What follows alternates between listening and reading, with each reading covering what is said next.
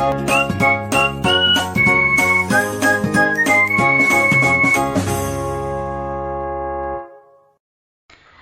Swastiastu, saya Made Ririn Parasmini, calon guru penggerak Angkatan 10, Unit Kerja SMA Negeri 1 Tejakula, Kabupaten Buleleng, Bali, akan menyampaikan aksi nyata modul 1.4 terkait budaya positif. Adapun aksi nyata modul 1.4 yang saya lakukan adalah melakukan penyebaran pemahaman kepada rekan guru sejawat yang ada di SMA Negeri 1 Tejakula. Mari kita saksikan bersama. Selamat sore Bapak Ibu. Om Swastiastu. Ya, terima kasih atas kehadirannya. Jadi hari ini saya akan melakukan diseminasi budaya positif di sekolah. Saya share screen. Bagaimana, sudah nampak di layar Bapak Ibu? Share screen. Terima kasih. Saya lanjut saja. Jadi kegiatan ini adalah serangkaian kegiatan saya di calon guru penggerak Angkatan 10, pendidikan calon guru penggerak Angkatan 10, di mana kami sudah mempelajari modul 1.4 tentang budaya positif dan hari ini melakukan aksi nyata berupa diseminasi budaya positif di sekolah. Baik, selanjutnya adapun konsideran kegiatan kita hari ini, yaitu yang pertama, diharapkan dari peserta mampu membangun suasana yang positif dan kolaboratif, mampu menumbuhkan rasa empati dengan sesama peserta, di mana nanti jika satu yang berbicara, yang lain diharapkan mendengarkan dengan baik, mencatat apa yang bisa dicatat atau yang diperlukan, menyampaikan pendapat sesuai dengan giliran. Jadi nanti saat menyampaikan pendapat diharapkan Bapak Ibu untuk raise hand. Dan yang terakhir adalah apa yang terjadi di sini biarlah tertinggal di sini. Oke. Jadi jika ada hal-hal yang tidak baik, jangan sampai nanti terbawa keluar. Jadi yang baik-baik silakan diterapkan nanti untuk penerapan di kelas ataupun di sekolah Bapak Ibu. Nah, sebelum lanjut, coba mari kita sama-sama berpendapat dari 3 pernyataan ini. Bisa Bapak Ibu perlihatkan di layar. Siapa yang di sini setuju atau tidak setuju dari pernyataan 1, pernyataan 2, dan pernyataan? Siapa yang mau untuk mengajukan pendapatnya? Saya persilahkan untuk aktifkan mikrofonnya. Yang pertama, hukuman dapat mendisiplinkan anak.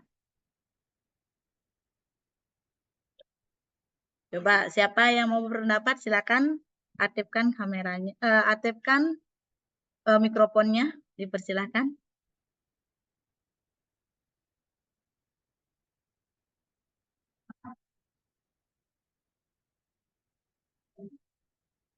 Pak Wayan Salin gimana Pak Wayan Salin? Sampaikan pendapatnya.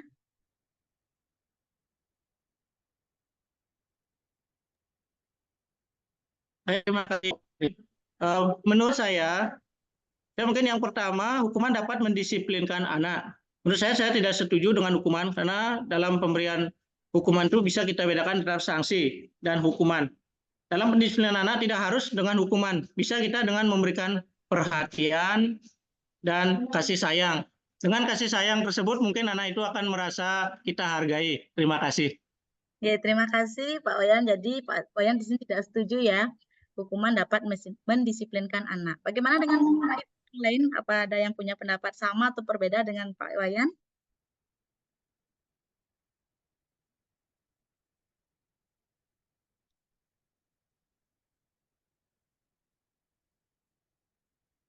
Ayo, bagaimana dengan yang lain ini?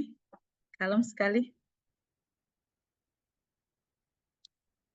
Bu Deni, bagaimana Bu Deni?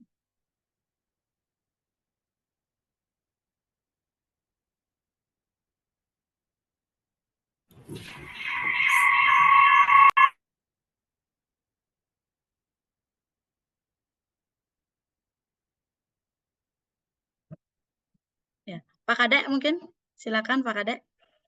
Baik, terima kasih atas kesempatannya. Kalau bagi saya, di sana ada pertanyaan hukum dapat mendisiplinkan anak. Kalau menurut saya kurang setuju karena mungkin kalau kita berpatokan mereka bisa disiplin karena hukum, nanti kalau tidak ada hukum mungkin mereka tidak disiplin. Jadi menurut saya disiplin itu adalah kesadaran bagi anak itu sendiri. Jadi walaupun tidak ada hukum, harusnya mereka bisa disiplin seperti itu. Oke, terima kasih Pak Terima Kade. kasih. Di sini Pak Kade juga tidak setuju bahwa hukuman dapat mendisiplinkan anak. Oke. Baik, terima kasih atas pendapatnya terkait dengan pernyataan nomor 1. Nah, bagaimana dengan pernyataan nomor 2? Pemberian hukuman dengan hal positif seperti membaca atau membersihkan sekolah dapat meningkatkan disiplin anak. Oke. Bagaimana Pak Ibu, setuju atau tidak setuju? Setuju. Setuju? Siapa saja nih? Coba Bu Budi, Bu Budi. Masih mute Bu Budi ya, diaktifkan dulu mikrofonnya. Setuju karena seperti pemberian hukuman dengan hal positif seperti membaca atau membersihkan sekolah dapat meningkatkan disiplin anak. Ya, saya sangat setuju. Karena di mana dalam hukuman tersebut kita sudah mendidik etika dalam kedisiplinan di kelas. Terima kasih. Ya, terima kasih Bu Budi atas pendapat. Jadi Bu Budi di sini setuju dengan pemberian hukuman dengan berikan membaca dan membersihkan sekolah ya. Nah, itu menurut Bu Budi. Nah, untuk peserta ya Bapak Ibu yang lain bagaimana? Coba sampaikan. Kalau menurut Pak Arya, bagaimana Pak Arya? Baik, terima kasih atas kesempatannya. Mungkin menurut saya mengenai hukuman dapat mendisiplinkan siswa, lebih ke 70% setuju dan 30%-nya tidak. Yang pertama, kita lihat dari segi hukumannya terlebih dahulu. Harus hukuman itu sesuai dengan etika, kemudian sesuai dengan tindakan yang tidak melanggar hukum dari sosial itu sendiri. Nah, kemudian untuk yang kesetujunya itu adalah memberikan hukuman kepada siswa itu dapat memberikan rasa jera kepada siswa untuk tidak melakukannya lagi gitu. Untuk tidak setujunya yaitu tadi tidak harus hukumannya tidak menggunakan fisik dan lain sebagainya. Terima kasih. Oke, terima kasih Pak Kade atas pendapatnya. Jadi di sini Pak Kade masih 50-50 ya perasaannya, 70% setuju dan 30% tidak setuju. Ya. Oke. Bagaimana dengan pendapat yang terkait pernyataan nomor 3? Bahwa memberi penghargaan dapat meningkatkan motivasi belajar anak. Bagaimana Bapak Ibu, apakah setuju atau tidak setuju dengan pernyataan? Silakan Pak Ketut.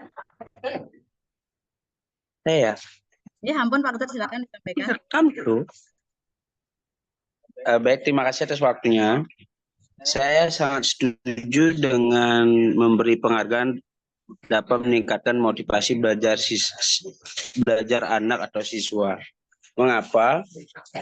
Karena di dalam pembelajaran siswa itu pasti lebih mempersiapkan dirinya terlebih dahulu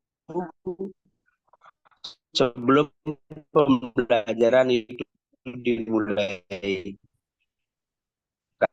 Karena pasti mengetahui bagaimana proses atau apa yang akan kita lakukan di saat pembelajaran itu.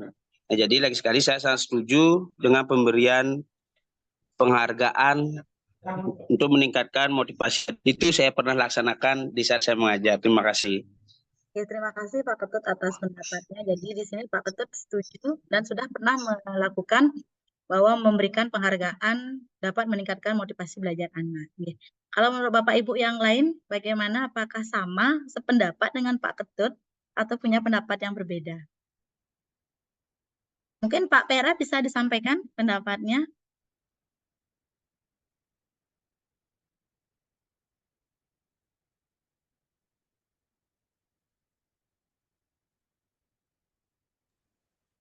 Terima kasih kesempatannya Untuk pertanyaan yang nomor 3, apakah memberikan penghargaan dapat meningkatkan motivasi anak? Jadi itu sangat sangat meningkatkan. Kenapa? Karena pemberian penghargaan atau reward otomatis motivasi anak semakin besar. Dengan motivasi anak semakin besar, maka ketercapaian atau peningkatan pemahaman dari anak tersebut semakin meningkat dan tujuan pembelajaran menjadi seorang tenaga pendidik atau guru akan tercapai. Terima kasih. Baik, terima kasih pendapatnya Pak Kadek. Jadi pendapatnya bervariasi sekali ya. Jadi ada yang setuju dan tidak setuju terkait dengan pernyataan dari pernyataan 1, 2, 3 yang terkait dengan hukuman dan pemberian penghargaan terhadap sikap disiplin anak ataupun meningkatkan motivasi belajar anak. Oke. Nanti saya belum akan berikan kepastian apakah mana jawaban benar dan salah. Jadi mari kita di sinilah tujuannya kita memahami bagaimana budaya positif itu diterapkan di sekolah. Jadi materi yang akan saya sampaikan ini yang terkait dengan budaya positif yaitu yang pertama tentang perubahan paradigma di mana dari stimulus respon menjadi teori kontrol. Yang kedua terkait mana arti dan disiplin dan 3 motivasi perilaku manusia. Yang ketiga ada kelas, hukuman dan penghargaan. Yang keempat terkait kebutuhan dasar manusia. Yang kelima 5 posisi kontrol guru dan yang keenam penerapan segitiga restitusi. Nah, untuk yang pertama terkait dengan perubahan paradigma kita akan coba lakukan ya, Bu. Nah, coba satu buah kertas kita tuliskan sesuatu di tangan benda atau harga, kemudian genggam erat di tangan Bapak Ibu, di kepalan tangannya. Tuliskan sesuatu. Ya, boleh berupa benda, sesuatu apapun bebas. Tuliskan satu kata atau sesuatu nama atau apa dan taruh di genggaman di kepalan tangan Bapak Ibu. Genggam dengan erat sekali. Atau buatlah sebuah kepalan. Sudah Bapak Ibu? Coba perlihatkan dulu apakah sudah semua coba kepalan tangannya yang sudah memegang sesuatu di tangannya. Coba perlihatkan dulu. Lihatkan ke kamera, jangan diperlihatkan ke tasnya Pak Kadek Pera. Itu dilipat, terus taruh di kepala tangannya. Ditulis sesuatu ya, benda atau sebuah rahasia. Dibeja. Ya. Ditaruh di kepala tangannya. Oke, coba perlihatkan dulu semuanya. Sudah? Yang kecil saja. Sudah ini? Oke. Nah, sekarang misalnya Bapak Ibu menjadi A. Nah, jika ada teman Bapak Ibu di sebelah, teman B, mencoba dengan sekuat tenaga, dengan berbagai cara merayu, memberikan uang kepada Bapak Ibu, pokoknya segala cara, meminta Bapak Ibu untuk membuka kepalan tangan atau memperlihatkan sesuatu yang ada dalam tangan Bapak Ibu. Apa yang Bapak Ibu akan lakukan? Coba akan saya berikan ini. Siapa ya? Ya, coba Pak Oyan. Akan saya berikan ini kepalan kertas ini yang saya bejak tadi ini. Ya, kenapa Pak Wayan berikan?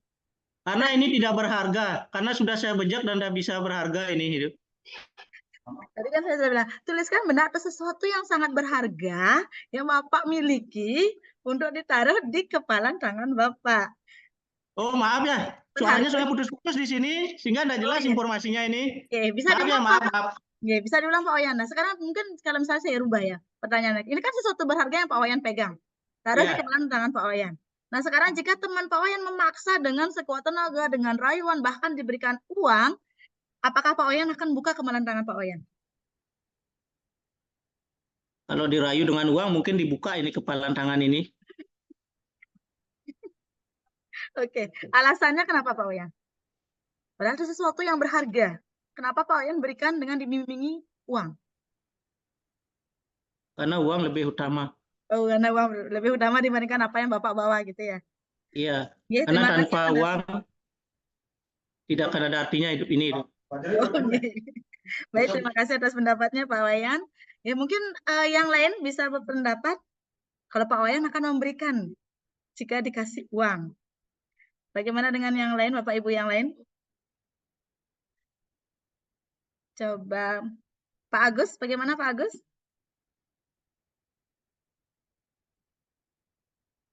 Di on dulu mic-nya. Baik, sesuatu yang ada di kepala tangan saya ini adalah sesuatu yang berharga. Jika ada teman yang ingin memaksa untuk membukanya, baik itu dengan rayuan ataupun dengan berupa imbalan uang, saya akan menolaknya. Karena sesuatu yang berharga di kepala tangan saya ini lebih berharga daripada uang ataupun rayuan dari orang tersebut. Seperti itu. Terima kasih Pak Wayan. Jadi Pak Agus. Jadi di sini ada yang ketika Bapak Ibu membawa yang berharga di kepala Bapak Ibu. Jadi ada yang akan memberikan dengan rayuan dan ada juga akan tetap mempertahankan walaupun dirayu atau dimimingi dengan uang. Nah, inilah yang disebut nanti sebagai kontrol ya Bapak Ibu ya. Nah, jadi di perubahan paradigma kontrol ini sebenarnya itu adanya ilusi ya, ilusi kontrol. Jadi di mana bahwa sama halnya dengan berhadapan ketika dengan murid Bapak Ibu memiliki ilusi kontrol bahwa Bapak Ibu mampu mengontrol murid Bapak Ibu. Yang kedua, kita memiliki ilusi bahwa kritik dan membuat orang merasa bersalah dapat menguatkan karakter. Ilusi yang ketiga adalah bahwa semua penguatan positif efektif dan bermanfaat. Dan ilusi yang keempat adalah ilusi bahwa orang dewasa memiliki hak untuk memaksa anak. Ya. Nah, kalau itu menurut ilusi kontrol, padahal yang sebenarnya adalah menurut teori kontrol dari William Glasser, yang pertama terkait ilusi bahwa kita bisa mengontrol murid. Jadi pada dasarnya itu kita tidak dapat memaksa murid untuk berbuat sesuatu karena semua perilaku memiliki tujuan, bahkan terhadap perilaku yang tidak disukai. Ya, jadi sama hal seperti tadi, kita tidak bisa mengontrol bahwa Pak Wayan itu tidak boleh membuka kepelan tangannya, bahwa Pak Agus harus membuka kepelan tangan itu tidak boleh. Karena masing-masing dari Pak Wayan ataupun Pak Agus itu memiliki kontrol bahwa semua perilakunya itu memiliki tujuan. Jadi Pak Wayan memiliki tujuan yang berbeda, Pak Agus pun memiliki tujuan yang berbeda.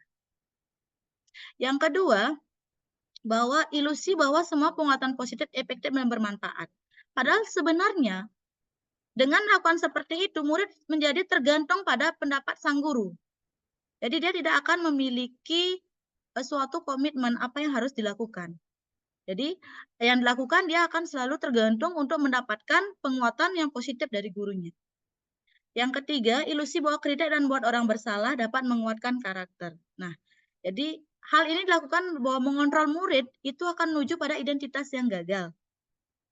Jadi mereka belajar untuk merasa buruk tentang diri mereka, karena kan di sini dibuat merasa bersalah. Jadi mereka akan merasa buruk dengan diri mereka. Serta di sini dapat mengembangkan diri yang negatif. Nah, yang terakhirlah ilusi bahwa orang dewasa memiliki hak untuk memaksa. Jadi perasaan Pak Ibu, saya sebagai guru saya bisa memaksa murid saya. Jadi sebenarnya perilaku memaksa itu tidak akan efektif untuk jangka waktu yang panjang. Ya, jadi kalau jangka pendek pada saat itu terjadi mungkin Bapak Ibu bisa terapkan. Tapi dalam hatinya itu akan dapat membuat perasaan terdidik menjadi negatif dan bisa menyebabkan hubungan permusuhan akan terbentuk. Ya. Nah, jadi siapakah pemegang kontrol sesungguhnya? Bagaimana Bapak Ibu bisa jawab? Jadi siapa sih pemegang kontrol sesungguhnya? Siapa? Ayo. Ya. Mungkin Bapak Ibu sudah merasa ya, tentu diri kita sendirilah yang memegang kontrol atas kepalan tangan kita. Apakah kita mau membuka atau menutup kepalan kita itu tergantung pada diri kita masing-masing sesuai kebutuhan dasar kita. Jadi kalau misalnya seperti Pak Agus tidak mau membuka kepalan tangannya, dia karena merasa bahwa apa yang menjadi dia bawa itu adalah sesuatu yang sangat berharga yang tidak bisa dikalahkan oleh kebutuhan yang lainnya. Tapi akan berbeda dengan Pak Wayan. Jadi Pak Wayan itu karena memiliki kebutuhan dasar, bahwa uang di atas segalanya, dia akan mau membuka apa yang dia bawa. Jadi itu, bahwa kita sendirilah yang sebagai pemegang kontrol atas apa yang akan kita lakukan. Tujuan kita bagaimana dan kebutuhan dasar kita apa. Nah, jadi inilah perubahan paradigma dari stimulus respon dengan teori kontrol. Jadi ini bahwa kalau di menurut stimulus respon, kebutuhan kita itu sama. Padahal di teori kontrol itu adalah kebutuhan kita berbeda-beda.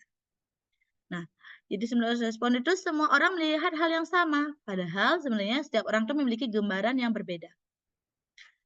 Di stimulus respon, kita berusaha mencoba mengubah orang agar berpandangan sama dengan kita. Tapi di teori kontrol, bahwa kita di sini hendaknya berusaha memahami pandangan orang lain tentang dunia. Di stimulus respon, perilaku buruk itu dipandang sebagai suatu kesalahan. Nah, padahal menurut teori kontrol, semua perilaku itu memiliki tujuan sesuai dengan kebutuhan dasar manusia. Nah, di stimulus respon, menyatakan bahwa orang lain bisa mengontrol saya. Padahal sebenarnya hanya diri kita sendirilah yang mampu mengontrol diri kita. Kalau di stimulus respon, kita menganggap bahwa kita bisa mengontrol orang lain. Padahal sebenarnya adalah orang lain tidak akan bisa mengontrol kita. Ya. Yang berikutnya adalah di stimulus respon, pemaksaan ada pada saat bujukan gagal. Jadi kalau orang dibujuk terus, maka akan dilakukan suatu pemaksaan agar mereka berhasil mendapatkan apa yang mereka inginkan. Itu kalau di stimulus respon. Hal ini sudah mulai perubahan bahwa dengan kolaborasi dan konsensus menciptakan pilihan-pilihan yang baru. Dan yang terakhir, kalau di stimulus respon masih model berpikir menang kalah. Nah, kalau teori kontrol adalah kita model berpikirnya kita sama menang-menang. Jadi itulah perubahan paradigma dari stimulus respon dan teori kontrol. Nah, berikutnya terkait dengan disiplin positif dan nilai-nilai kebajikan. Nah, apa sih itu disiplin? Jadi disiplin itu berasal dari bahasa Latin atau disiplina yang artinya belajar. Nah, dalam budaya kita, kata disiplin sering dimaknai menjadi sesuatu yang harus dilakukan seseorang pada orang lain untuk mendapatkan kepatuhan. Nah, kecenderungan umumnya adalah menghubungkan kata disiplin dengan ketidaknyamanan, bukan dengan apa yang kita hargai atau pencapaian suatu tujuan mulia. Nah, sebenarnya disiplin itulah sebagai bentuk kontrol diri agar dapat mencapai suatu tujuan mulia, mengacu pada nilai-nilai kebajikan yang universal. Jadi di sini terbentuk dari kesadaran untuk melakukan sesuatu tanpa sogokan, tanpa ancaman, maupun tanpa hukuman. Jadi itulah yang disebut sebagai disiplin yang sebenarnya. Nah, di sini sebagai pendidik, tujuan kita adalah menciptakan anak-anak yang memiliki disiplin diri, sehingga mereka bisa berperilaku dengan mengacu pada nilai-nilai kebajikan universal dan memiliki motivasi intrinsik, bukan ekstrinsik. Jadi motivasinya ini dari dalam diri, bukan dari luar.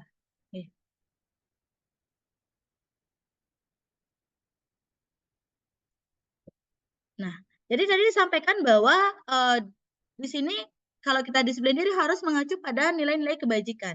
Jadi apa saja sih nilai-nilai kebajikan? Nah, nilai kebajikan di sini ada banyak nilai kebajikan dan juga nilai kebajikan profil pelajar Pancasila. Nah, jadi bisa Bapak Ibu lihat di sini nilai kebajikan universal ada peduli, rajin, integritas, rasa hormat, terus terangan, keberanian, kebahagiaan, dan seterusnya ada tanggung jawab, percaya diri, keteguhan hati, pengertian, gotong royong, kemudian ada komitmen. Nah, itu nilai kebajikan universal. Jadi ada 1, 2, 3, 4, 5, 6, 7, 8, 9, 10. Ada 40 nilai-nilai kebajikan universal. Nah, sedangkan nilai kebajikan profil pelajar Pancasila, Bapak Ibu mungkin sudah hafal ya, yang disingkat bisa kita singkat dengan roti manis. Oke.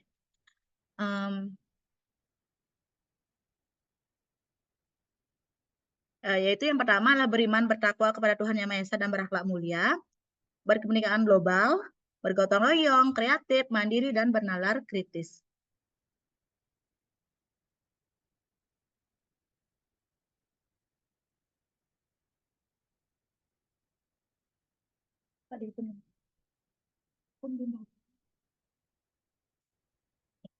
Jadi nilai-nilai kebajikan itu adalah sifat-sifat positif yang merupakan tujuan mulia yang ingin dicapai setiap individu. Nah, nilai-nilai ini harus bersifat universal dan berlaku juga untuk lintas bahasa, suku bangsa, agama, maupun latar belakang. Nah, berikutnya terkait dengan teori motivasi. Nah, saya akan tanya sama Bapak Ibu. Pernahkah Bapak Ibu melakukan sesuatu untuk mendapatkan senyuman dari orang lain? Untuk mendapatkan hadiah atau untuk mendapatkan uang? Apalagi apa kira-kira alasan Bapak Ibu melakukan itu? Coba. melakukan sesuatu untuk mendapatkan senyuman, hadiah, uang. Jadi apa kira-kira alasan Bapak Ibu melakukan ini? Mungkin coba Bu Dwi bisa disampaikan pendapatnya. Oh ya, sebelumnya ada yang raise hand? Pak Ketut Suparwatu, dipersilakan. Terima kasih atas waktunya. Apa yang ditanyakan tadi itu menurut pengalaman pribadi saya pernah melakukan sesuatu untuk mendapatkan senyuman. Karena saya orangnya gila senyum. Jadi khususnya di rumah saya, kalau sampai bibi yang tersenyum di depan saya, berarti apa yang saya lakukan itu memenuhi sesuai apa yang diharapkan oleh bibi saya. Jadi di sini Pak Ketut melakukannya itu karena ingin mendapat pengakuan ya, bahwa apa yang Pak Ketut lakukan sudah sesuai, sehingga ingin mendapatkan senyuman dari apa yang sudah Pak Ketut lakukan. Iya. Oke, terima kasih Pak Ketut. Mungkin yang lain bisa disampaikan pendapatnya. Jadi apa sih alasan Bapak Ibu untuk melakukan sesuatu itu untuk agar mendapat senyuman, hadiah atau uang?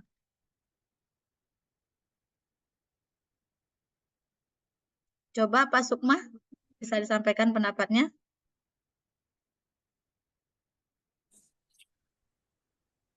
Baik, terima kasih atas kesempatan yang diberikan pada saya. Jadi saya memiliki pengalaman dengan ibu saya gitu. Supaya saya mendapatkan uang, saya harus rajin menyapu, senyum gitu di depan orang tua saya gitu. Itu ya maksudnya Bu ya? Ya. Jadi Pak Sukma di sini mau melakukan kayak agar mendapatkan senyuman dari ibunya. Mendapat bukan senyuman sih Bu, lebih ke uang. Oh, iya, supaya dikasih bekal. Berarti alasan Pak Sukma untuk agar melakukan itu agar mendapatkan hadiah. Iya, hadiah. Ya, jadi di sini baik Pak Ketut ataupun Pak Sukma lakukan sesuatu karena memang ingin mendapatkan pengakuan ataupun mendapatkan hadiah. Ya. Nah, jadi ini ada hubungannya dengan apa yang akan kita bahas sekarang. Terkait dengan motivasi yang Bapak Ibu lakukan untuk mendapatkan sesuatu yang disebut dengan motivasi perilaku manusia. Nah, di sini motivasi perilaku manusia itu ada 3 ya Bapak Ibu ya. Yang pertama, Bapak Ibu melakukan sesuatu itu untuk menghindari ketidaknyamanan atau hukuman. Ya. Jadi mungkin ya, biasa mungkin siswa misalnya disuruh untuk menyapu, melakukan piket, ada siswa yang merasa saya melakukan ini agar saya tidak mendapatkan hukuman, ya, atau menghindari bentuk kenyamanan. Nah, jadi dia ada perasaan ada yang terjadi jika saya tidak melakukannya. Nah, itu merupakan motivasi yang bentuknya adalah eksternal dari luar diri siswa. Nah, yang kedua, ini ada yang terkait dengan disampaikan sama Pak Sukma bahwa akan saya dapatkan apabila saya melakukannya. Di Pak Sukma di sini adalah untuk mendapatkan imbalan dari orang lain. Di sinilah mendapatkan imbalan dari ibunya berupa uang. Jadi maka Pak Sukma mau melakukannya. Nah, ini juga terbentuk dari motivasi eksternal. Baiknya bagaimana Bapak Ibu? Baiknya itu adalah Bapak Ibu jika memiliki motivasi perilaku, apa yang Bapak Ibu lakukan itu adalah untuk menghargai diri Bapak Ibu. Sehingga menjadi insan yang sesuai dengan harapan kita. Jadi pikirannya adalah sini, saya akan menjadi orang seperti apa bila saya melakukannya. Jadi kalau tadi kan beda, saya melakukannya karena saya tidak ingin dapat hukuman. Saya melakukan ini agar saya mendapatkan imbalan atau pengakuan. Padahal yang sebenarnya tujuan disiplin positifnya adalah ada muncul motivasi intrinsik atau internal dari Bapak Ibu. Jadi di sini adalah bentuknya Bapak Ibu menghargai diri sendiri untuk menjadi insan yang sesuai dengan harapan. Jadi saya akan menjadi orang seperti apa jika saya melakukannya. Oke. Sebelum lanjut, jadi biar begini, coba kita akan melakukan ice breaking dulu karena masih ada materi yang harus dilakukan. Bapak Ibu bisa on mic ya, Di sini SBK-nya simpel sekali. Clue-nya ada. Ikuti apa yang saya ucapkan. Di sini yang terkait adalah dengan bu dan bunga. Oke ya, kita mulai ya Bu ya. Ya. Buku-buku bunga-bunga. Buku-buku bunga-bunga. Buku bunga-bunga buku. Buku bunga-bunga buku. Buku bunga-bunga buku. Buku bunga-bunga buku. Ada berapa buku yang saya sebutkan? Ada berapakah buku yang saya sebutkan? Ada berapakah Oh, ada berapakah buku? buku yang saya Ikuti sebutkan? apa yang saya Ikuti apa? ucapkan. Ya. Dengar yang apa yang saya Kompas ucapkan. ya. Iya. Itunya ikuti apa yang saya. Iya, ucapkan. Oke, terima kasih. Itu sedikit SPG kita. Oh, gitu. Oke, bisa dulu. Siap. Saya akan lanjutkan. Oke, berikutnya adalah terkait dengan keyakinan kelas. Baik, pernah nggak Bapak Ibu berpikir, kenapa harus keyakinan? Kenapa tidak peraturan?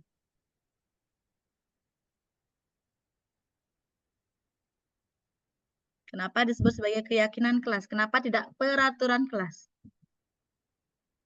Saya bisa memberikan pendapatnya, ya. Silakan.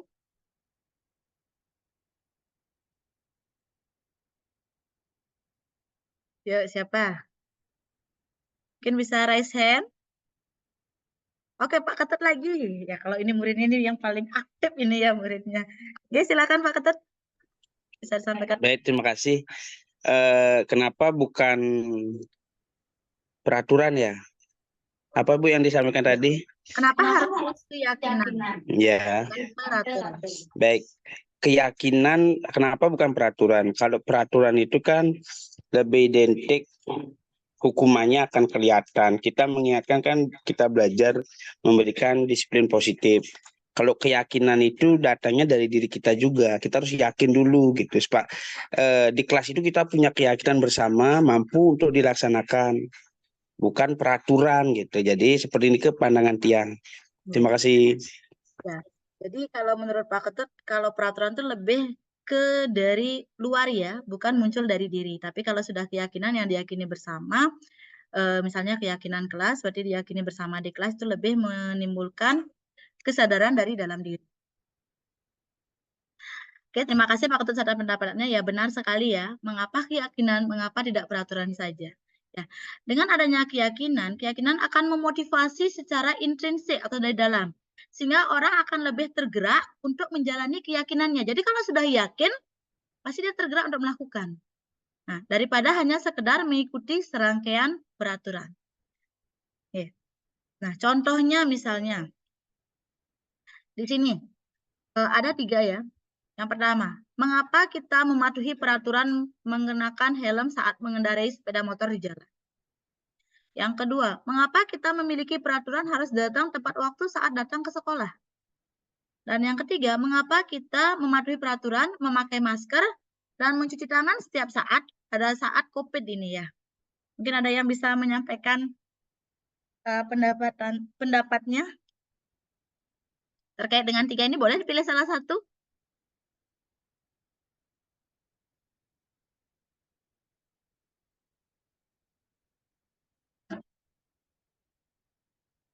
Yuk.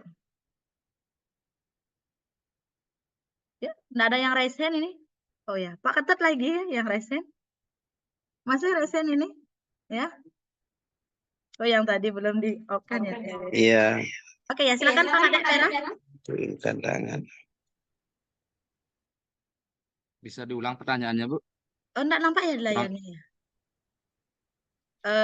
Boleh dipilih atau langsung jawab semuanya boleh. Mengapa kita mematuhi peraturan mengenakan helm saat mengendarai sepeda motor di jalan? Untuk pertanyaan nomor 1 cukup singkat aja, biar nggak kena tilang. Selain itu untuk melindungi kepala kita. Oke. Terus nomor 2, mengapa kita memiliki peraturan harus datang tepat waktu pada saat datang ke sekolah? agar terlihat disiplin. Mengapa kita mematuhi peraturan mencapai masker dan mencuci tangan agar kita tidak terkena penyakit. Iya. Jadi di sini Pak Kadepeda yang pertama adalah untuk keselamatan ya keselamatan dan agar tidak terkena tilang. Yang kedua agar terlihat disiplin, jadi agar terlihat orang lain melihat Pak Pera disiplin. Dan yang ketiga itu untuk kesehatan, jadi menjaga kesehatan. Nah, jadi kalau itu Bapak Ibu akan mematuhi peraturan itu jika Bapak Ibu meyakininya bahwa ada nilai-nilai kebajikan yang Bapak Ibu percayai atau yakini ketika Bapak Ibu mematuhi peraturan tersebut. Ketika Bapak Ibu menggunakan helm, itulah bentuk dari tanggung jawab pribadi untuk melindungi diri dari bahaya. Mencerminkan kesadaran akan pentingnya menjaga kesehatan dan keselamatan. Selain itu, melindungi diri sendiri juga menunjukkan kepedulian pada orang lain. Jadi di sini Bapak Ibu meyakini bahwa dengan menggunakan helm ada nilai tanggung jawab, kesehatan dan keselamatan, kepedulian, patuh dan disiplin. Nah, berikutnya datang tepat waktu itu adalah ketika Bapak Ibu meyakini ada nilai kebajikan seperti tanggung jawab, kemandirian mengatur waktu, kerjasama, komitmen, dan kepedulian terhadap orang lain. Nah, ini sama juga ketika semua siswa tiba tepat waktu, kelas dapat dimulai dengan lancar tanpa gangguan, memungkinkan setiap orang untuk belajar dengan lebih efektif. Nah, yang ketiga, Pak Ibu mau menggunakan masker dan mencuci tangan setiap saat pada saat COVID, itu adalah bentuk tanggung jawab Bapak Ibu terhadap diri sendiri untuk menjaga kesehatan diri, lebih peduli dan empati terhadap orang lain. Bu Budi tolong di off kan mic-nya dulu nih. Jadi selain itu juga lebih empati terhadap kesehatan orang lain, terutama anak-anak dan lansia. Jadi itu, Bapak Ibu akan mematuhi suatu peraturan jika Bapak Ibu sudah meyakini nilai-nilai kebajikan yang ada pada peraturan tersebut. Nah, bagaimana sih prosedur pembentukan keyakinan sekolah atau kelas? Dari sini ada beberapa langkah yang bisa Bapak Ibu lakukan untuk membuat suatu keyakinan sekolah atau keyakinan kelas, tergantung lingkupnya sekarang. Ya. Yang pertama, ini Bapak Ibu mengajak semua, kalau membuat keyakinan sekolah, ya mengajak semua warga sekolah.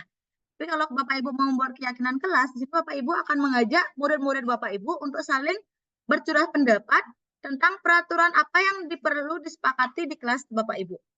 Ya, jadi Bapak Ibu nanti akan mencatat masukan-masukan dari murid Bapak Ibu itu bisa di papan tulis atau di kertas besar, kayak bisa kertas folio atau kertas ukuran poster ya. Di sana Bapak Ibu bisa memberikan suatu sticky note kepada muridnya untuk menuliskan peraturan apa yang perlu disepakati di kelas Bapak Ibu. Jadi itu bisa ditempel-tempelkan di papan kertas besarnya. Kemudian nanti Bapak Ibu akan mengajak bersama-sama peserta didiknya atau murid Bapak Ibu menyusun keyakinan kelas dengan mengganti kalimat-kalimat yang masih bentuknya negatif menjadi kalimat positif. Misalnya, kalau kalimatnya seperti ini, jangan berlari di kelas. Nah, atau di koridor. Bisa diganti dengan kalimat yang lebih positif yaitu berjalanlah di kelas atau koridor. Nah, berikutnya, Bapak Ibu ajak murid-murid Bapak Ibu untuk menemukan nilai kebajikan atau nilai keyakinan apa yang dituju dari peraturan yang dibuat tersebut. Ya, jadi jika ada beberapa peraturan di bawah satu payung keyakinan yang sama, maka keyakinan inilah yang dimasukkan dalam daftar untuk disepakati. Ya. Yang kelima, berikutnya adalah di sini Bapak Ibu akan melakukan meninjau ulang keyakinan kelas secara bersama-sama. Jadi seharusnya setelah beberapa peraturan telah disatukan menjadi beberapa keyakinan, maka jumlah pernyataan keyakinan itu akan berkurang, jadi tidak banyak. Mungkin nanti keyakinan kelasnya itu bisa berkisar 3-7 prinsip keyakinan. Jadi di sini tujuannya lah agar lebih mudah dari murid-murid atau kita bersama-sama mengingat apa sih keyakinan kelas yang kita sepakati. Nah, setelah semua keyakinan kelasnya sudah selesai dibuat, maka sudah ditinjau ulang. Maka di sini ketika sudah semua menyetujui, kita lanjutkan dengan menandatangani keyakinan kelas yang dibuat tersebut. Yang di sini menandatangannya termasuk guru dan semua murid anggota kelas tersebut. Nah, setelah selesai, sudah ditandatangani baru keyakinan kelas ini ditempelkan di dinding kelas agar mudah dilihat oleh semua warga kelas. Nah, seperti apa bentuknya? Di sini saya kasih contohnya juga. Sebelum ke contoh bentuk keyakinan kelasnya, coba di sini kita akan melihat. Di sini kan ada bagian menemukan nilai kebajikan dari peraturan-peraturan yang dibuat atau disepakati. Ya, itu kan di langkah awal tuh kan Bapak Ibu mengajak peserta didiknya untuk mencurahkan peraturan apa yang mau disepakati agar menjadi suatu keyakinan kelas. Nah, di sini coba di sini perhatikan. Ini ada beberapa peraturan ya, 1, 2, 3, 4, 5, 6, 7, 8. Coba Bapak Ibu. Peraturan-peraturan ini akan menjadi suatu keyakinan kelas. Nah, keyakinan kelasnya ini Bapak Ibu lihat dari nilai-nilai kebajikan universal.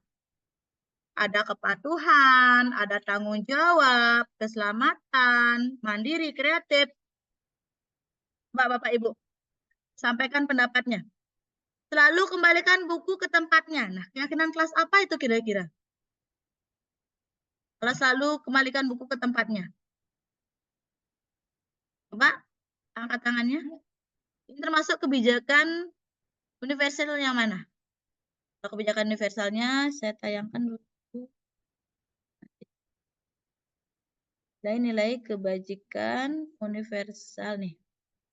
Yang ini. Ada peduli, rajin, rasa hormat, tanggung jawab, berhati, kesetiaan, dan seterusnya. Ada 40 nilai kebajikan atau nilai keyakinan. Nah, jadi kalau selalu kembalikan buku ke tempatnya, yuk, siapa mau berpendapat di sini? Pak Putra mungkin? Coba silakan Pak Putra, sampaikan pendapatnya. Yang ini ya. Nilai kebajikannya. Nilai kebajikan. Oke, ini. Kalau mengembalikan buku ke tempatnya. Baik, terima kasih Bu. Kalau menurut saya mengembalikan buku ke tempatnya itu lebih tepatnya siswa itu peduli dengan lingkungan sekitar Bu. Gitu. Peduli dengan lingkungan sekitar. Ya. Jadi di sini menurut Putra yang pertama keyakinan kelasnya selalu mengembalikan buku tempatnya adalah peduli ya. Iya. Oke, terima kasih. Bagaimana dengan yang lain? Kalau untuk berikutnya ini bisa sekalian Putra coba dulu nanti baru dilarang mengganggu orang lain. Ntar Bu, saya foto dulu biar ingat soalnya. Oh iya. Saya tampilkan dulu ini nilai kebajikan. Ini nilai kebajikannya ini. Ya. Saya jawab acak Bu ya. Ya. Ini nilai kebajikannya ini udah ya. Ya. Oke, baru berikutnya ini coba sampaikan. Kalau dilarang hadir sekolah 15 menit sebelum pembelajaran dimulai itu siswa itu keyakinan kelasnya rajin. Terus kalau dilarang melakukan kekerasan itu lebih tepatnya ke apa ya? Tata, saya cari dulu Bu.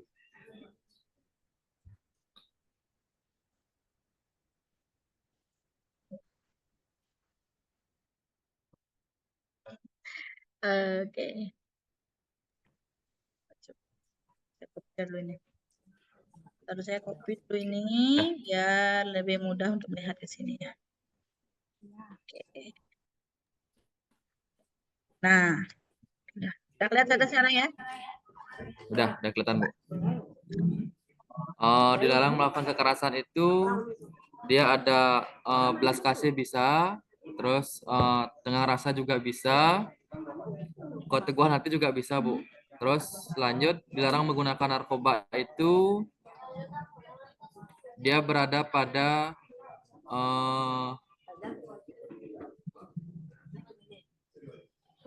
integritas juga bisa,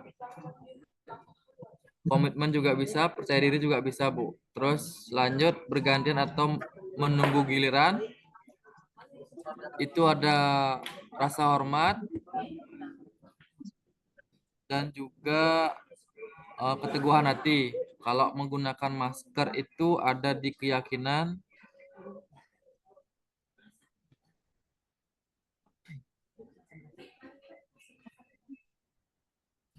itu belum saya dapat. Terus yang terakhir, jangan berlari di kelas atau koridor.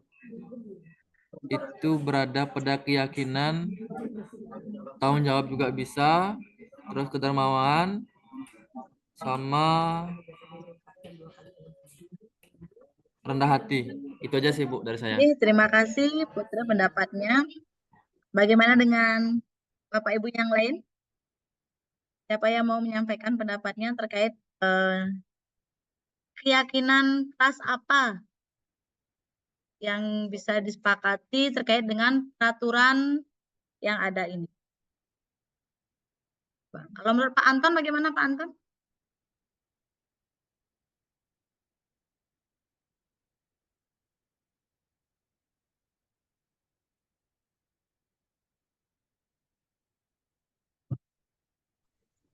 Oke, terima kasih kesempatannya. Gimana tadi Bu pertanyaannya? Nilai kebajikan atau keyakinan sekolah kelas pada peraturan-peraturan ini apa? Suruh milih saya Bu. Ya semua coba.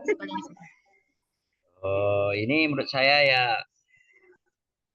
Jadi sekolah 5 bulan sebelum pelajaran mungkin ini agak berat buat saya Bu. Ya karena cuaca di tempat saya tidak menentu, jadi mungkin saya 5 menit mungkin lebih cocok untuk saya. Untuk yang lainnya udah sangat sesuai sekali. Untuk saya itu saja Bu Tama. Ya keyakinan kelas, peraturan kan keyakinan kita kan meyakini bersama.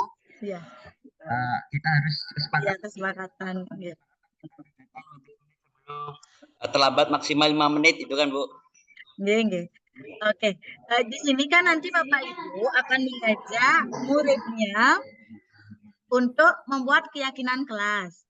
Nah, sebelum membuat keyakinan kelas, itu kan dimulai dari Bapak Ibu untuk mengajak murid-muridnya untuk mencurahkan pendapat atau ide gagasan terkait peraturan apa yang akan disepakati di kelas tersebut. Nah, jadi peraturan-peraturan itu kan muridnya disuruh menuliskan nih peraturannya. Nah, misalkan ini sudah terkumpul peraturan-peraturannya menjadi ini peraturan-peraturannya. Nah, agar menjadi keyakinan kelas, maka peraturan-peraturan ini harus Bapak Ibu nanti akan kumpulkan ya. Misalnya nanti akan menjadi tanggung jawab yang mana saja yang keyakinan kelas, tanggung jawab bagian yang peraturan mana saja. Gitu. Jadi ini bentuk peraturannya sekarang kenali. Jika peraturan ini nilai kebajikan atau keyakinan kelas apa yang ada pada peraturan yang dibuat ini. Bisa dilihat dari nilai-nilai kebajikannya. Nah, misalnya, selalu kembalikan buku ke tempatnya itu nilai kebajikan apa yang akan muncul?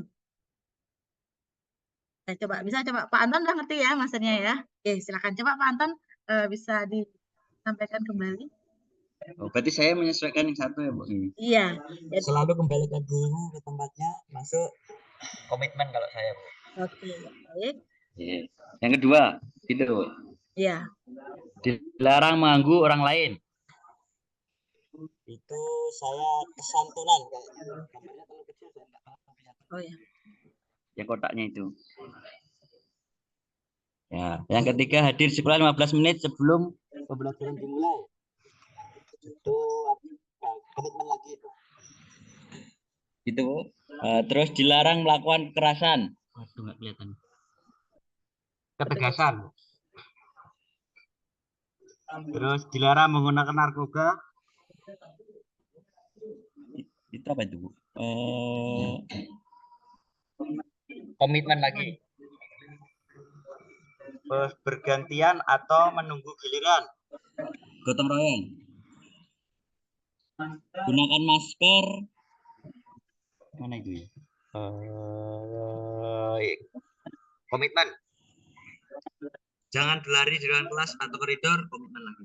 Oke. Itu saja. Ya, jadi terima kasih pendapatnya Pak Anton terkait dengan nilai kebajikan yang ada pada peraturan-peraturan yang muncul nanti saat misalnya muridnya menuliskan beberapa peraturan-peraturan ini. Ya. Nah, coba sekarang kita lihat.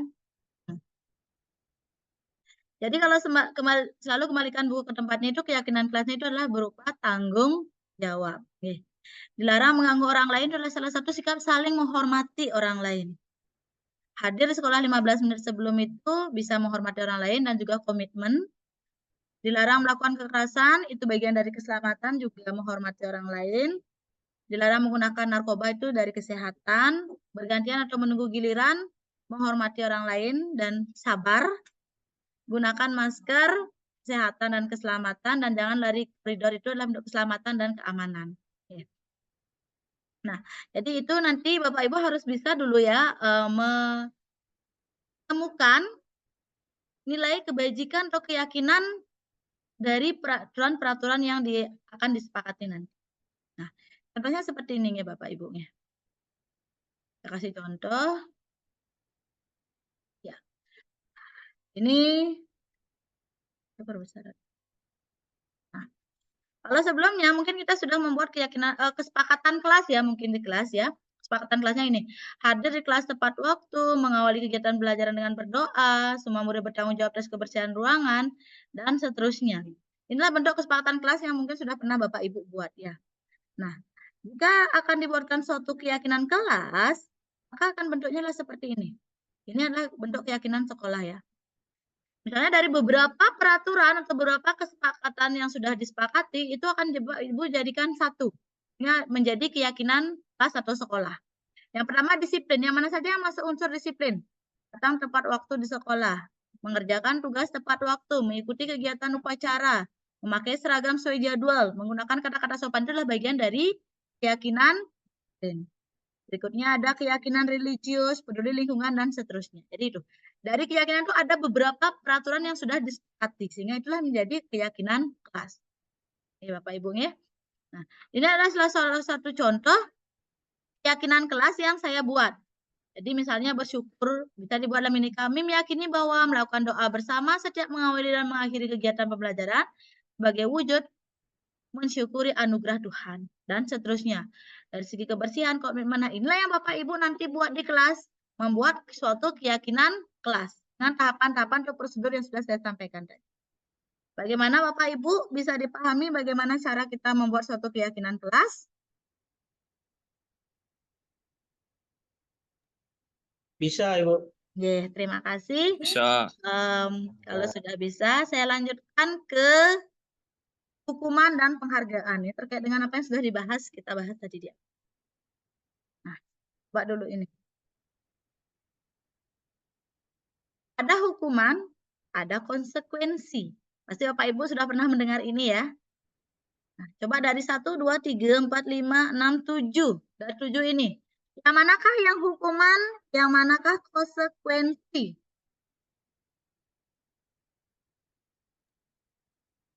Coba. Coba Bu Dwi bisa disampaikan? Oh, keluar.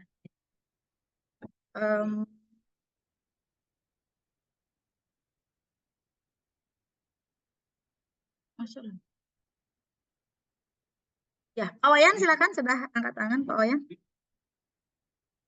Baik, Ibu, yang pertama saya coba menjawab, membersihkan coretan yang dibuatnya di meja tulis itu konsekuensi. Yang kedua, push up 15 kali siswa itu hukuman. Menggantikan kertas tugas teman yang telah dicoret-coret konsekuensi. Berjemur di lapangan basket jam 12 itu hukuman. Murid-murid bertelanjang kaki sepanjang hari karena tidak menggunakan sepatu hitam sesuai peraturan sekolah, konsekuensi. Berdiri di depan kelas sambil mengangkat satu kaki, hukuman. Membersihkan tumpuan air di meja tulis karena tersenggol, konsekuensi. Terima kasih, Bu. Terima kasih Pak Wayan atas pendapatnya. Mari kita bersama-sama ya. Yang pertama, membersihkan coretan yang dibuat di meja tulis ya, benar, itulah bagian dari konsekuensi. Yang kedua, murid diminta untuk push up, itu adalah berupa hukuman. Mengganti kertas tugas teman yang telah coret adalah konsekuensi. Berjemur di lapangan basket jam 12 siang karena mengobrol dengan teman adalah suatu bentuk hukuman. Murid diminta bertelanjang kaki sepanjang hari karena tidak menggunakan sepatu warna hitam, itu adalah suatu hukuman. Oke.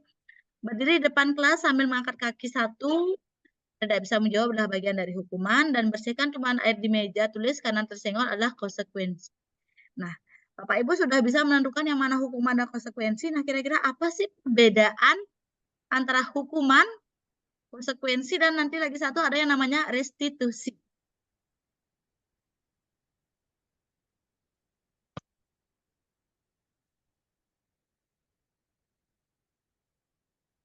Apa perbedaan dari hukuman, konsekuensi, dan restitusi?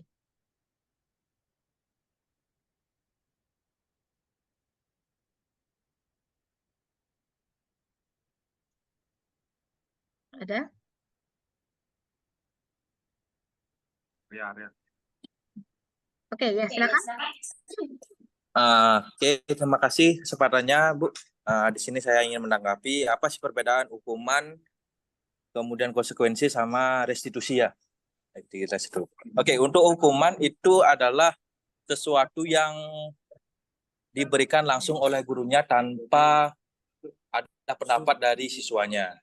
Itu misalkan seperti push up langsung dari gurunya ke siswanya tanpa perlu timbal balik dari siswanya. Kemudian kalau konsekuensi itu adalah pemberian tindakan yang berdasarkan atas kesepakatan yang telah ditentukan terlebih dahulu antara siswa dengan gurunya.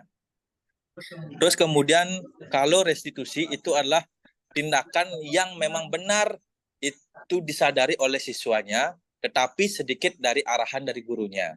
Itu menurut saya perbedaan antara hukuman, kemudian restitusi dan konsekuensi. Terima kasih. Terima kasih atas pendapatnya. Ya, jadi benar sekali ya. Kalau hukuman itu lebih bersifat satu arah. Dari pihak guru yang memberikan bisa berupa fisik maupun psikis. Jadi murid dapat disakati oleh suatu, bisa dari perbuatan ataupun dari kata-kata. Nah, konsekuensinya sudah terencana atau sudah disepakati, sudah dibahas dan disetujui oleh murid dan guru. Dan restitusi adalah proses menciptakan bagi kondisi murid untuk memperbaiki kesalahannya mereka, sehingga mereka bisa kembali pada kelompok mereka dengan karakter yang lebih kuat. Nah, di sini disiplin yang sudah bermakna positif bisa ada dua. Disiplin negatif itu adalah yang bentuk hukuman dan konsekuensi. Sedangkan disiplin yang dalam diri adalah bentuk restitusi.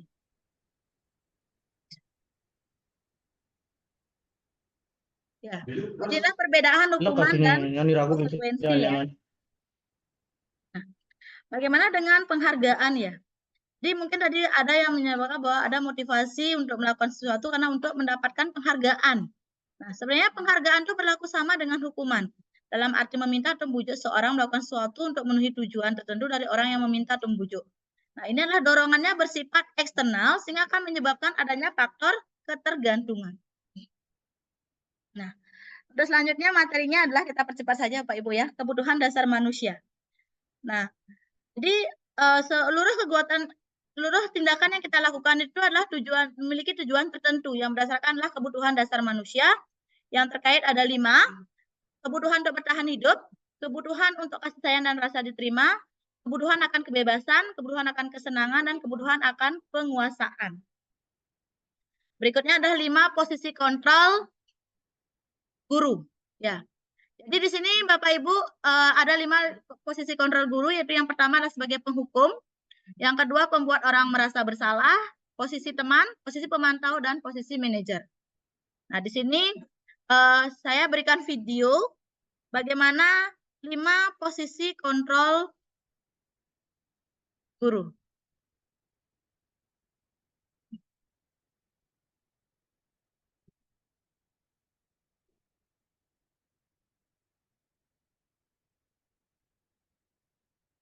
Masuk suaranya?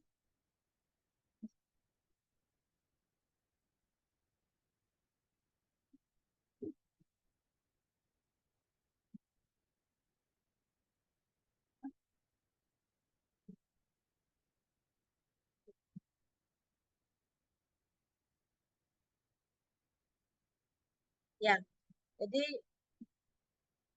bisa dilihat dulu ya.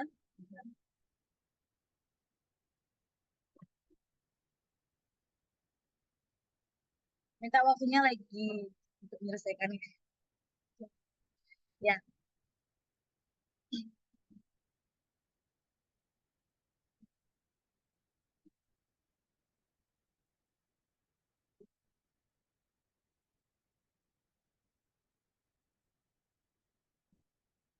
Nah, jadi di sini ada kasus murid yang bernama Naren terlambat hadir 20 menit di sekolah ya. Ya, jadi di sini akan munculkan suatu tindakan 5 posisi kontrol dari gurunya. Yang pertama, jika gurunya posisi penghukum, bisa dilihat bagaimana reaksi guru ketika Naren terlambat sekolah. Ini terlambatnya 20 menit ya. Kalau gurunya posisi penghukum akan ini dilakukan. Bisa diamati ekspresi dari gurunya.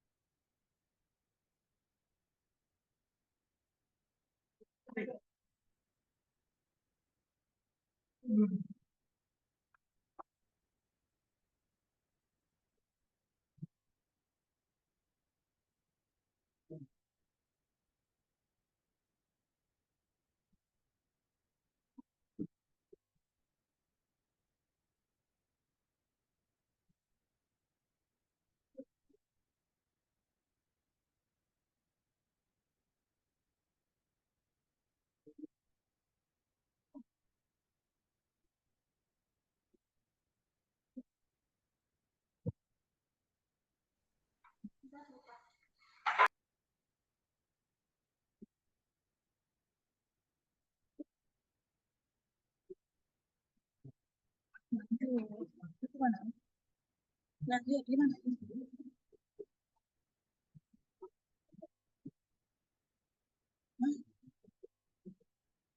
Tapi belum selesai materinya. Materinya belum selesai. Enggak, teman-teman udah mau pulang. Bentar, Bu. Ya, itulah posisi penghukum ya. Nanti dampaknya murid bisa menjadi pendendam dan bahkan tidak menyukai gurunya. Ya. Berikutnya bagaimana kalau gurunya ini membuat rasa bersalah? Jadi seperti apa ekspresi gurunya?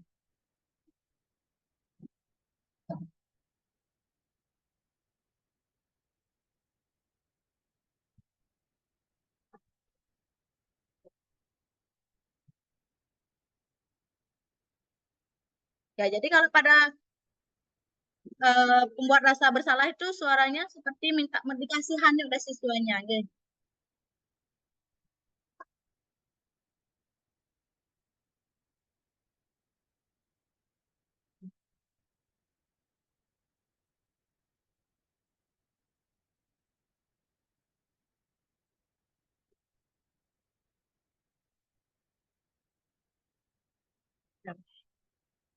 Jadi pembuat rasa bersalah itu cenderung suaranya lembut, tenang, namun kata-katanya menyalahkan murid. Ya. Jadi ini akan menyebabkan murid memandang buruk dirinya sendiri. Oke. Saya percepat aja. Kalau posisi teman seperti ini.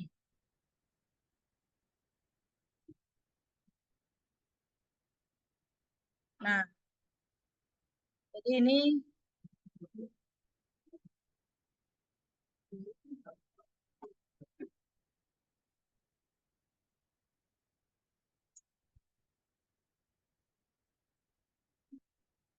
ya ini adalah kata-kata kalau posisi teman.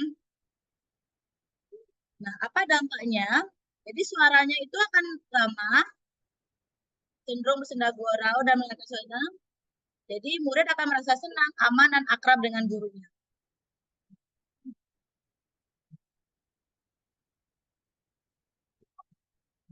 Namun diingat, ini adalah dorongan eksternal ya, bukan dari dalam diri murid. Jadi nanti cenderung murid akan bergantung pada gurunya dan tidak mandiri.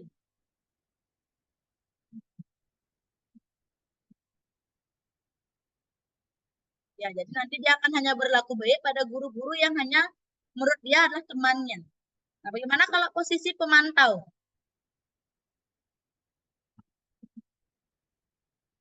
Kalau pada posisi pemantau itu lebih cenderung mengingatkan kepada peraturan dan konsekuensi apa yang akan didapatkan ya.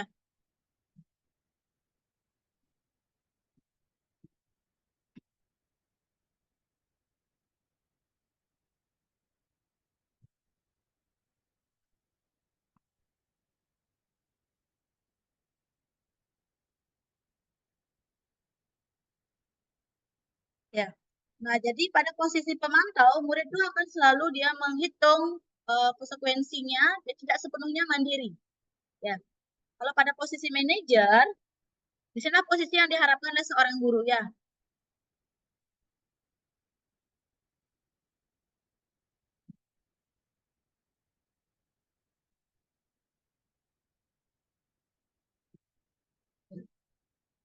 Jadi kalau pada posisi manajer,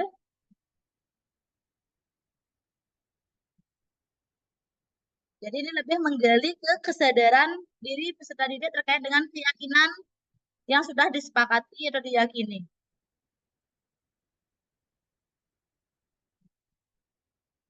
Ada nggak?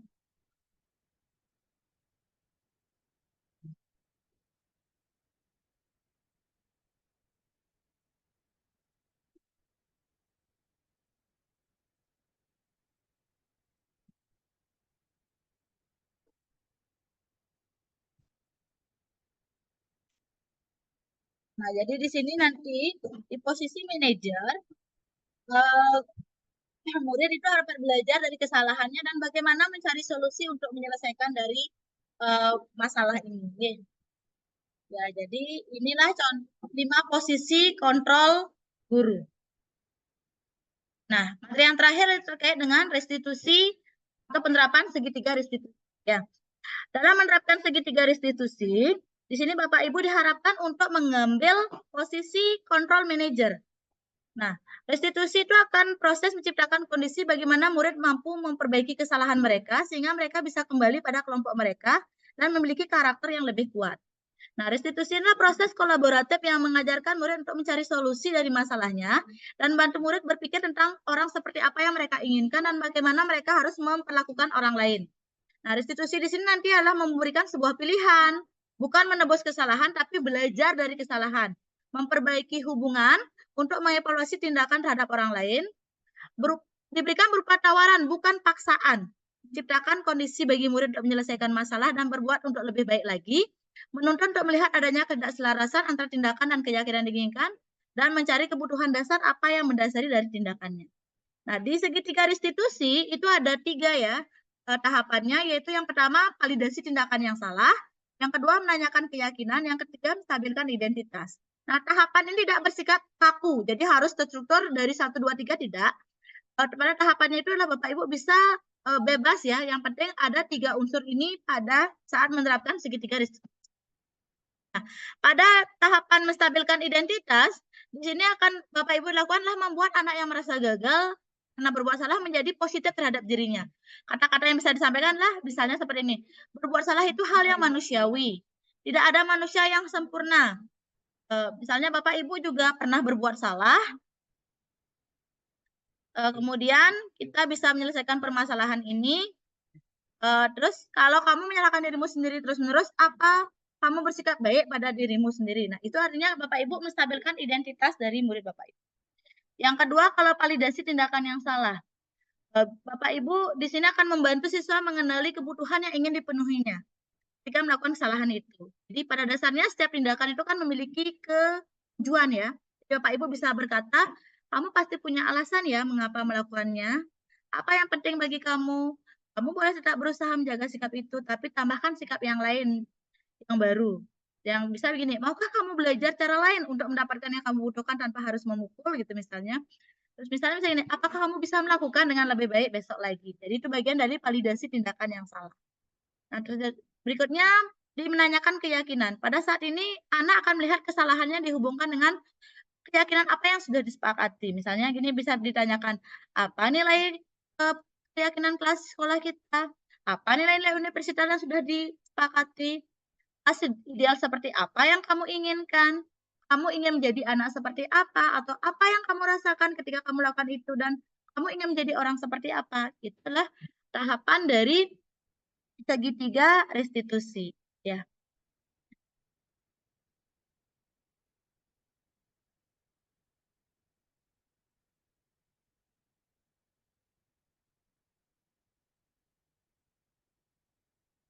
Nah, hal-hal yang perlu diperhatikan dalam segitiga restitusi yaitu perilaku yang salah perlu dikaitkan dengan nilai-nilai atau keyakinan-keyakinan yang telah disepakati. Yang kedua, kesediaan orang untuk melakukan kesalahan untuk memperbaiki kesalahannya. Pemecahan masalah bisa mungkin relevan atau memiliki hubungan masalah yang ada. Perlu adanya suatu usaha perbaikan dari pihak yang berbuat kesalahan dan perlu didedikasikan waktu dari pihak yang berbuat kesalahan. Hanya kapan akan mulai diberlakukan usaha untuk memperbaiki kesalahan tersebut. Nah, jadi misalnya di sini ada kasus ya. Sabrina bangun terlambat, buru-buru ke sekolah. Kemudian di sini Sabrina memakai sepatu berwarna coklat dan ditemukan oleh Pak Lukman. Pak Lukman menanyakan apa peraturan sekolah tentang seragam warna sepatu dan Sabrina menjawab dengan mengetahui sepatu berwarna hitam. Namun karena dia terburu-buru, dia mengenakan sepatu yang salah. Sehingga di sini Pak Lukman bersikeras untuk menerapkan peraturan. Ya sudah, kamu sudah melanggar peraturan sekolah, kamu salah, sudah terlambat, sudah salah warna sepatu pula. Nah, di sini apa peran Pak Lukman saat menemukan Sabrina yang salah menggunakan warna sepatu. Apakah peran kontrol hukum, membuat rasa bersalah, teman, manajer, atau pemantau? Jadi sini coba kita analisis dulu ya dari kasusnya ini. Yuk, apakah posisi apa yang diambil oleh Pak Lukman?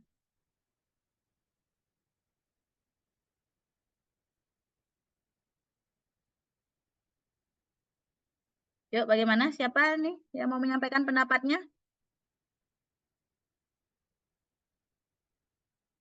Ya, kasusnya adalah di sini sekali lagi ya. Sabrina terlambat hadir ke sekolah dan ditemukan oleh Pak Lukman. Dan ternyata Sabrina juga mengenakan sepatu berwarna coklat. Nah, kemudian Pak Lukman menanyakan peraturan apa yang disepakati di sekolah itu.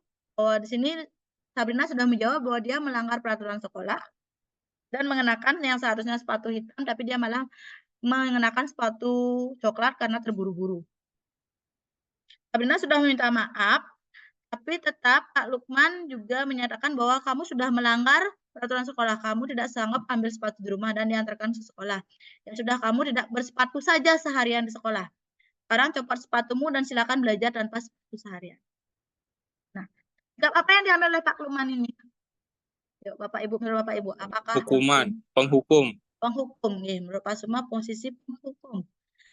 Kalau misalnya Pak Lukman mengambil posisi manajer, kira-kira apa yang harusnya dikatakan oleh Pak Lukman?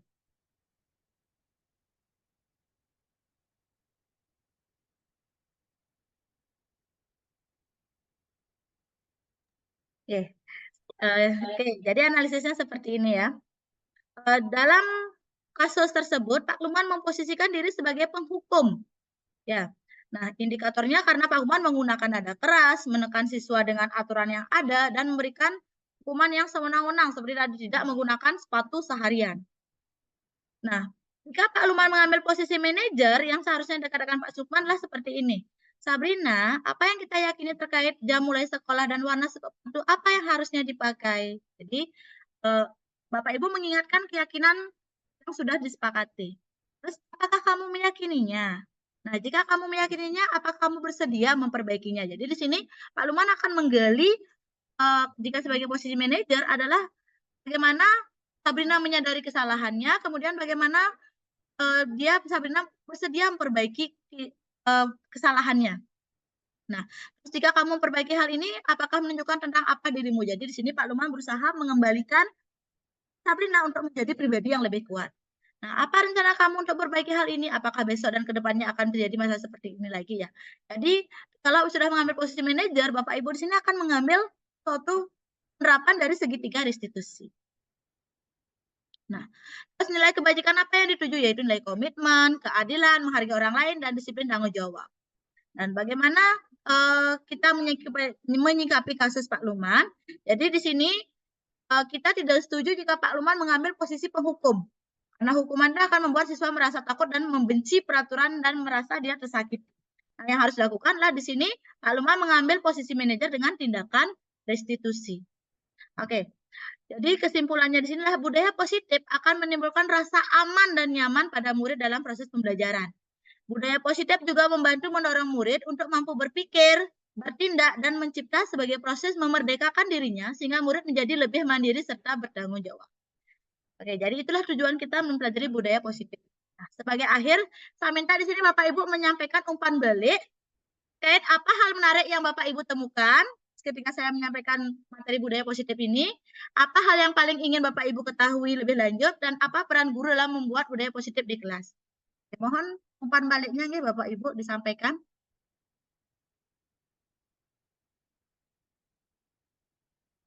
Yuk, siapa mau menyampaikan umpan baliknya?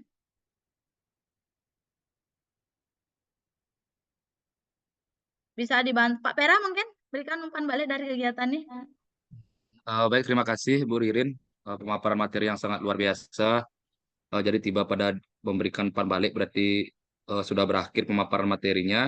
Untuk umpan balik yang dapat saya terima, yang pertama ada apa hal yang paling menarik yang ditemukan, bahwa ternyata hukuman itu bukan suatu hal yang penting, tetapi yang paling penting itulah sebuah reward atau sebuah penghargaan. Terus nomor 2, apa hal yang paling ingin diketahui lebih lanjut itu adalah masalah tentang keyakinan kelas. Tadi ada beberapa kata kebajikan. Jadi untuk menyusun keyakinan kelas itu kan biasanya menggunakan kata-kata yang artinya masih tidak sesuai dengan nilai-nilai kebajikan itu. Jadi yang paling ingin diketahui itu berkaitan dengan keyakinan kelas dan nilai-nilai kebajikan tersebut. Terus apa peran guru dalam membuat budaya positif di kelas itu adalah peran guru itu sangat penting dalam membuat budaya positif di kelas. Kenapa? Karena berawal dari guru dulu memberikan contoh sehingga peserta didik akan mengikuti apa yang dilakukan oleh guru tersebut. Terima kasih, Bu Ririn. Terima kasih atas umpan baliknya Pak Pera. Jadi di sini hal yang menarik yang ditemukan adalah bagaimana hukuman itu tidak penting, tapi lebih penting reward atau penghargaan. Nah, di sini saya konfirmasi sedikit ya, Pak Pera. Jadi kalau pemberian penghargaan itu, ya gini kan itu mirip dengan juga akan membuat siswa lebih menjadi ketergantungan untuk mendapatkan reward ya. Mungkin di sini adalah yang lebih penting itulah bagaimana kita menerapkan suatu restitusi di mana siswa itu akan memiliki kesadaran akan kesalahan yang dilakukan dan bagaimana memperbaiki dirinya. Kalau reward mungkin bagus, tapi itu lebih ke motivasi eksternal. Di sini diharapkan budaya positif adalah memunculkan motivasi internalnya. Oke. Seperti itu. Terus yang paling ingin diketahui adalah keyakinan kelas lebih lanjut. Ya, nanti akan kita diskusikan bersama-sama. Terus peran guru dalam menerapkan budaya positif di kelas. Ini terima kasih Pak Pera. Mungkin lagi satu yang memberikan umpan balik. Yuk lagi satu. Saya Bu, saya. Silakan. Supaya cepat Iki. Terima kasih atas kesempatan yang diberikan kepada saya. Jadi untuk soal nomor 1, apa hal yang paling menarik yang ditemukan? Nah, jadi yang ditemukan di sini adalah pentingnya restitusi dibandingkan dengan hukuman. Seperti itu Bapak Ibu sekalian ya, yang saya tangkap seperti itu. Untuk yang nomor 2, apa hal yang paling ingin ketahui lebih lanjut? Yang saya ingin ketahui lebih lanjut yaitu mengenai studi kasus nih Ibu. Mengenai bagaimana cara kita memberikan pemahaman ke siswa ketika siswa itu melakukan kesalahan tapi dia tidak sadar dengan kesalahannya sendiri gitu. Terus yang nomor 3, apa peran guru dalam membuat budaya positif di kelas? Peran guru tentunya menjadi manajer dan motivator sehingga bisa mengelola hal yang kecil dulu, mengelola perasaan siswanya sehingga bisa menaati tata tertib sehingga nanti berujung ke menular ke teman-teman yang lainnya seperti itu. Terima kasih, Bu. Ya, terima kasih atas umpan baliknya Pak Sukma. Jadi hal yang menarik yang ditemukan di sini adalah penerapan restitusi dalam memperbaiki kesalahan atau hubungan dari guru dengan siswa atau guru dengan siswa dengan temannya. Paling ingin diketahui di sini lebih lanjut adalah bagaimana cara penerapan segitiga restitusi ya agar memunculkan kesadaran peserta didik dan memperbaiki kesalahannya untuk menjadi pribadi yang lebih kuat. Dan peran guru di sini membuat budaya positif adalah sebagai motivator dan manajer bagi murid-muridnya. Oke, terima kasih. Nanti terkait apa yang ingin diketahui lebih lanjut akan kita bahas bersama-sama nanti dalam ruang kolaborasi kita bersama nanti di sekolah. Oke, terima kasih Bapak Ibu sudah mengikuti diseminasi saya terkait dengan budaya positif di sekolah dan sudah memberikan umpan balik juga. Jadi di sini setiap kata yang kita ucapkan dan tindakan yang kita lakukan akan menciptakan budaya di sekolah. Nah, mari kita jadikan budaya positif sebagai kompas yang membimbing setiap langkah kita di sekolah, sehingga murid-murid kita tumbuh menjadi individu yang berkarakter, kuat, dan penuh semangat. Ya, terima kasih Bapak Ibu sudah atas perhatiannya. Terima kasih atas waktunya. Saya tutup dengan para mesati. Om, santi-santi, Om. Salam dan bahagia Bapak Ibu guru hebat. Terima kasih. Setelah melakukan diseminasi budaya positif di sekolah saya, adapun rencana perbaikan untuk implementasi ke depan yang akan saya lakukan adalah yang pertama, melakukan evaluasi dan refleksi berkelanjutan berdasarkan umpan balik dari rekan sejawat tentang diseminasi budaya positif. Yang kedua, menganalisis manfaat hasil diseminasi budaya positif terhadap peningkatan penanaman karakter bagi murid dan komunitas sekolah. Yang ketiga, mengadakan pelatihan tambahan untuk guru dan pegawai tentang pembuatan keyakinan kelas atau sekolah serta penerapan segitiga restitusi. Yang keempat, meningkatkan komunikasi antara guru, siswa, dan pegawai mengenai tujuan dan manfaat budaya positif di sekolah. Yang kelima, mengajak siswa dan orang tua untuk lebih aktif berpartisipasi dalam kegiatan yang mendukung budaya positif di sekolah. Dan yang keenam adalah melakukan penilaian berkala terhadap implementasi budaya positif untuk memastikan bahwa perbaikan yang dilakukan memberikan dampak yang positif. Terima kasih sudah menyimak. Salam guru penggerak, tergerak, bergerak, dan menggerakkan. Om Santi Santi Santi Om.